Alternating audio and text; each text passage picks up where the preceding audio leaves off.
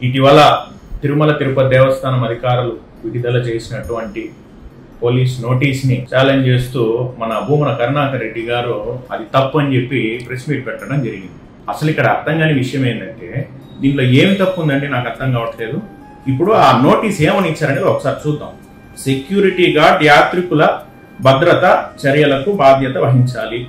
సందర్శించే వారిని మరియు వారి వెంట తీసుకొచ్చిన వాళ్ళ లగేజ్ ని ఖచ్చితంగా తనిఖీ చేయాలి.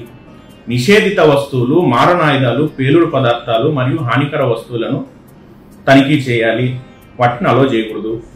సెక్యూరిటీ తనిఖీల కోసం క్రింద తెలిపిన సాంకేతిక పరికరాలు కంపల్సరీగా పెట్టాలి. స్ట్రిక్ట్ యాక్సెస్ కంట్రోల్, చెకింగ్ మరియు స్క్రీనింగ్, డిఎఫ్ఎండి, హెచ్హెచ్ఎండి, రూఫ్ టాప్ ప్రతిరోజు తనిఖీ చేయాలి.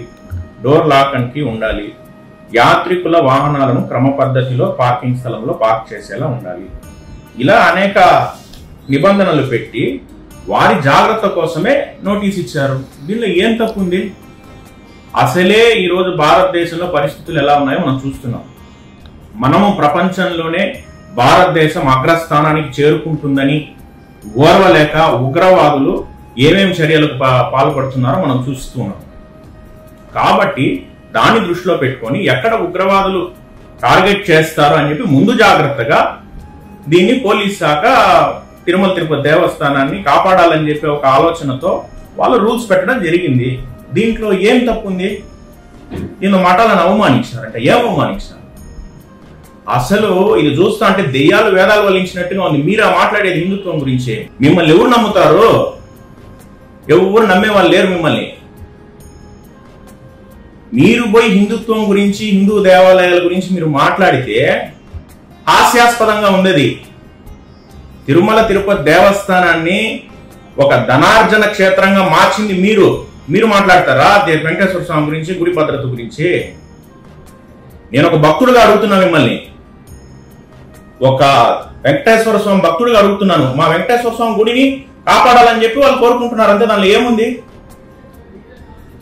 ఈరోజు ఇవన్నీ రూల్స్ అన్ని పాటిస్తే రేపు ఇది జరగకుండా మనం కాపాడుకోవచ్చు మన దేవుణ్ణి, మన గుడిని.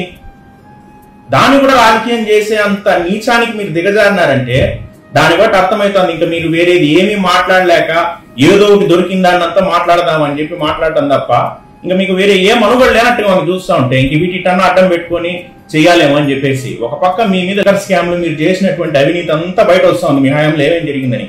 దాని గురించి మాట్లాడండి, దాని గురించి ఏం సమాధానం చెప్తారు? రోజుకు ఒకటి వస్తుంది బయట ఎవిడెన్స్. వాటి గురించి మాట్లాడండి అయ్యా. దేవుణ్ణి కాపాడే విషయాన్ని కూడా రాజకీయం చేస్తారు మీరు. ఇది మంచి పద్ధతి కాదు.